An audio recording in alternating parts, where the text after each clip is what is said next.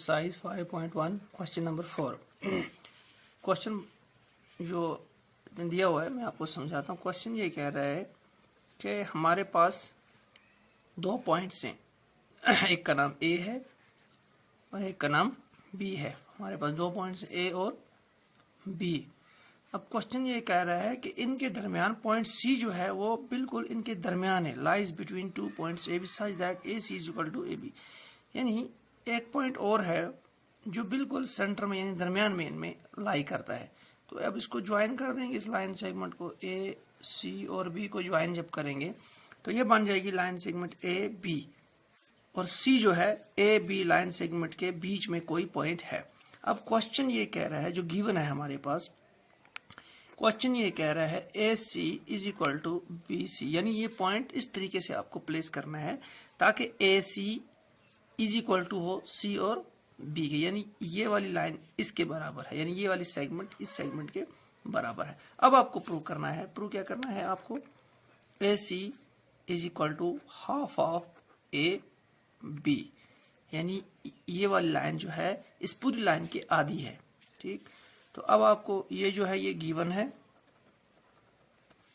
और ये जो आपको प्रूव करना है। अब देखिए किस तरह करेंगे इसको।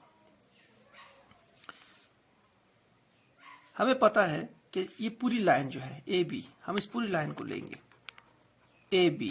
ये लाइन पूरी किसके बराबर है, A C plus C B, यानी ये सेगमेंट और ये सेगमेंट मिला करके पूरी लाइन है। तो ये हो गया ए सी प्लस सी बी, तो सी बी को हम सीधा लिखेंगे बी सी, बी सी। ठीक, अब दैट इम्प्लाइज ए बी किसके बराबर है। Exercise 5.1 question number 4। क्वेश्चन जो दिया हुआ है मैं आपको समझाता हूँ। क्वेश्चन ये कह रहा है कि हमारे पास दो पॉइंट्स हैं, एक का नाम ए है और एक का नाम बी है। हमारे पास दो पॉइंट्स ए और बी। अब क्वेश्चन ये कह रहा है कि इनके दरमियान पॉइंट सी जो है वो बिल्कुल इनके दरमियान है, lies between two points A B such that A C is equal to A B. यानी एक पॉइंट और है जो बिल्कुल सेंटर में यानी दरमियान में इनमें लाई करता है।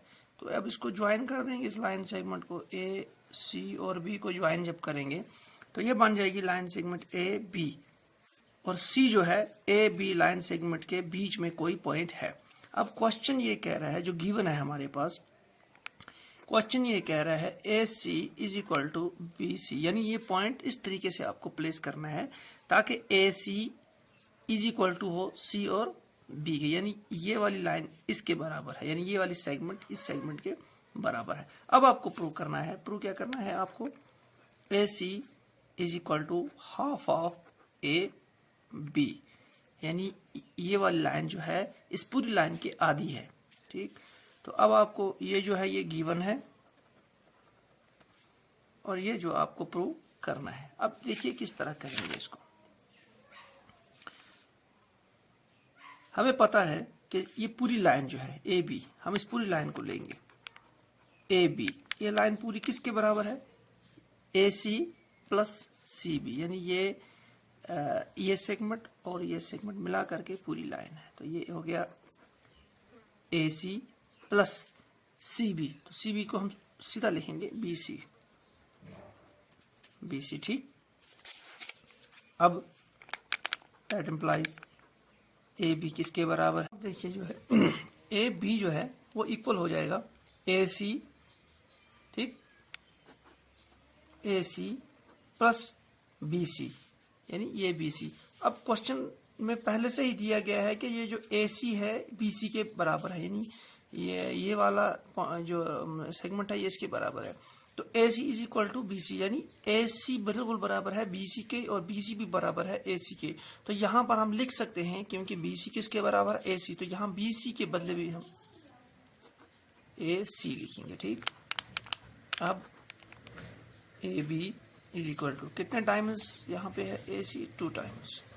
ठीक है ना, दैट इम्प्लाइज अब हमें ए सी का को यहाँ पे बिल्कुल ए सी के साथ जो भी यहाँ पे डिजिट होगा इसको हटाना है, क्योंकि ये मल्टीप्लाई में है तो ये डिनोमिनेटर में चला जाएगा। तो ये हो जाएगा AB डिवाइडेड बाई ये 2 जो है इस यहाँ पे आ जाएगा लेफ्ट में, और वहां पे रह गया AC।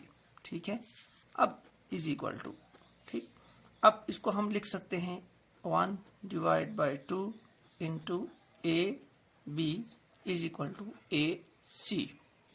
इस तरह भी लिख सकते हैं, या हम और में इस तरह भी लिख सकते हैं, क्योंकि AC को हम लेफ्ट में ले आते हैं और ये पूरी जो रकम है इसको हम राइट में ले आते हैं। तो AC हम इस तरह भी लिख सकते हैं, AC is equal to half of AB। तो इस तरह ये जो हमें प्रूव करना था उस तरह ये हमने प्रूव किया, और इसको लास्ट पे लिखेंगे हेंस प्रूव्ड, हेंस प्रूव्ड। ठीक है, इस तरह आपको ये क्वेश्चन कंप्लीट हो जाएगा। चलते हैं नेक्स्ट क्वेश्चन की तरफ। क्वेश्चन ये कह रहा है, question number 5 in question number 4 point C is called as mid point, यानी आपने ये साबित किया इस क्वेश्चन में कि C जो है मिड पॉइंट है AB का, यानी C जो है मिड पॉइंट AB का है, इसने इसको 2 हिस्सों में बराबर तकसीम किया है, AC बराबर है BC के, या हमने ऊपर आपको हमने साबित किया। अब क्वेश्चन ये कह रहा है कि आप प्रूव करके दिखाइए कि हर एक लाइन सेगमेंट का सिर्फ एक ही मिड पॉइंट होगा, यानी कोई भी लाइन आप ले लीजिए, इसके अंदर अगर आप मिड पॉइंट C लेते हैं तो C ही है, अगर कोई दूसरा पॉइंट लेते हैं तो दो, अब फॉर एग्जांपल मैं यहाँ एक और ले लेता हूँ, क्या ऐसा हो सकता है कि यहाँ पर भी मिड पॉइंट हो और यहाँ पर जो ये है ये बिल्कुल बराबर तकसीम हुई है? नहीं। तो इसका मतलब है कि एक ही मिड पॉइंट होता है, वो आपको प्रूव करना है कैसे। चलिए ठीक है, हमने ऊपर प्रूव किया है AC is equal to half of AB, इसको रखते हैं इक्वेशन नंबर फर्स्ट। ये हमने प्रूव किया है, प्रूव्ड अबव, प्रूव्ड अबव, यानी ऊपर क्वेश्चन नंबर 3 में 4 में हमने इसको अप्रूव किया है। अब let D is the mid point of AB। चलो हम एज्यूम कर लगते हैं C नहीं है, ये हमने ऊपर साबित किया। चलो हम एज्यूम करते हैं कि यहाँ पर एक और पॉइंट है, D को हम कर लेते हैं कि भाई जो D है ये AB का मिड पॉइंट है, यानी AD बराबर हो सकता है DB के। देखिए अब क्या करना है आपको यहाँ पर, तो अगर D हमारा मिड पॉइंट है, बिल्कुल जैसे हमने C मिड पॉइंट रखा था तो उसने AC और CB को इक्वल कर दिया था। अगर हमारा मिड पॉइंट D है, इसका मतलब है AD इक्वल है DB के। Therefore AD is equal to DB, और या हम इस तरह कर सकते हैं, और AD is equal to half of, ठीक, यानी अगर आपका ये AD इक्वल है किसके, DB के, तो इसका मतलब है AD बराबर है AB के हाफ, आधा, AB का आधा, जैसा हमने ऊपर किया था। तो इसको भी लिख सकते हैं AD is equal to half of AB। ये होगा इक्वेशन नंबर 2। ठीक है, now from first and second, from first and second, ठीक है, ये पॉइंट आप नहीं भी लिख सकते, कोई मतलब नहीं है, आप इस तरह डायरेक्ट भी लिख सकते हैं, क्योंकि जब भी आपने कोई मिड पॉइंट रखा तो जाहिर सी बात है वो पूरी सेगमेंट 2 हिस्सों में तकसीम होगी, तो पहला टुकड़ा बराबर होगा दूसरे की। ठीक है, तो उसका आधा टुकड़ा उसके हाफ में बराबर होगा, जैसे हमने यहाँ भी प्रूव किया है, यहाँ भी प्रूव किया है। अब चूंकि हमारे राइट हैंड साइड दोनों क्या है, इक्वल हैं, जब इक्वल हैं तो इसका मतलब है इसके जब हमारा राइट हैंड साइड और राइट हैंड साइड दोनों इक्वेशन का इक्वल हो, तो इसका मतलब है कि लेफ्ट हैंड साइड भी इक्वल होने चाहिए।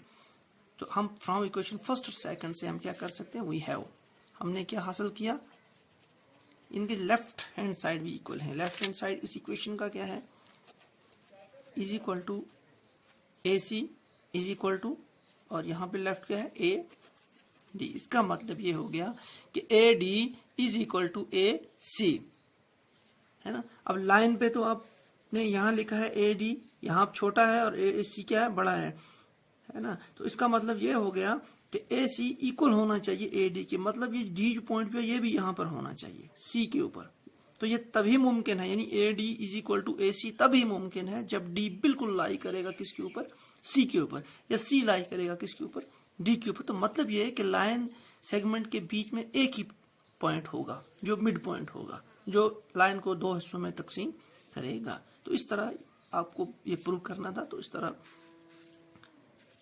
इसमें आपको लिखना है बाद में, it is possible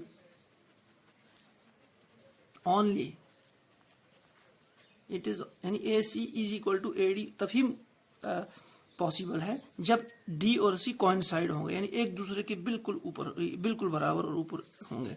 it is possible only when point D and C coincides. Coincide का मतलब हो गया हूबहू, बिल्कुल हूबहू, कोई फर्क नहीं होना चाहिए C और D में, बिल्कुल एक दूसरे के, यानी C और D जो है एक ही पॉइंट पे होने चाहिए। अगर अलग अलग होंगे तो वो मिड पॉइंट नहीं माना जाएगा। ठीक।